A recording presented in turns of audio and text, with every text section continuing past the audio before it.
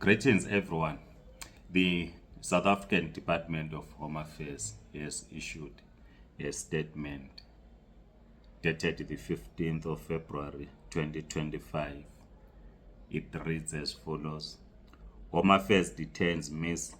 Chidema Adetshina's mother in Cape Town. Investigators from the Department of Home Affairs, assisted by the South African Police Services SAPS, this morning detained Ms. Annabelle Rungo, the mother of Ms. Chidema Adetshina, at a property in Cape Town. The department withdrew Ms. Rungo's South African documentation in September 2024 after finding that it had been fraudulently obtained, rendering her ineligible to continue residing in South Africa. In an apparent act of brazen disregard for the legal consequences of her conduct, it appears that Ms. Rungo has defied her undesirable status through her Mozambican passport. Investigations are ongoing into further potential misrepresentation and fraudulent conduct. During the operation this morning, that is the 15th of February 2025, investigators from the Counter-Corruption and the Immigration Services branches of the department also found Adetshina's underage child residing with Rungo. After being processed by Home Affairs over her apparent illegal continued residence in South Africa, Ms. Rungo will be handed over to the SAPS as a... Sorry, let me read that again. My phone acted up. After being processed by Home Affairs over her apparent illegal continued residence in South Africa, Ms. Rungo will be handed over to the SAPS as she is also the subject of an ongoing investigation by the Directorate for Priority Crime Investigation.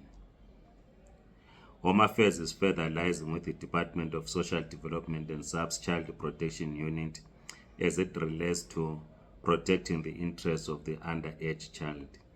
The department will provide further updates at opportune moments. So we all know about Adetshina, who is a beauty pageant, who was contesting in the beauty pageant, and it was discovered that her mother fraudulently acquired, or allegedly fraudulently acquired, her South African citizenship, even though Adetshina born in South Africa, because the mother is alleged to have fraudulently acquired her citizenship. It then meant that the citizenship being held by Adetshina was also withdrawn on those bases. It's quite an interesting story. As you know, that Ms. Ruto, the mother of Adetshina, is not the only one in this category. She is certainly not the only one. You will recall that in 1995, an amnesty was granted to individuals that had come to South Africa, fraudulently acquired South African documents. Those people were granted an amnesty for not being prosecuted. Of course, there are those at that time who did not respond to that amnesty. The amnesty was for, I think, all Africans, if I'm not mistaken. But it appears, if it is true, that Ms. Ruto did not take advantage of the amnesty that was granted in 1995. Also, there was an amnesty specifically for Zimbabweans that was granted in 2010, where some Zimbabweans had fraudulently acquired South African IDs.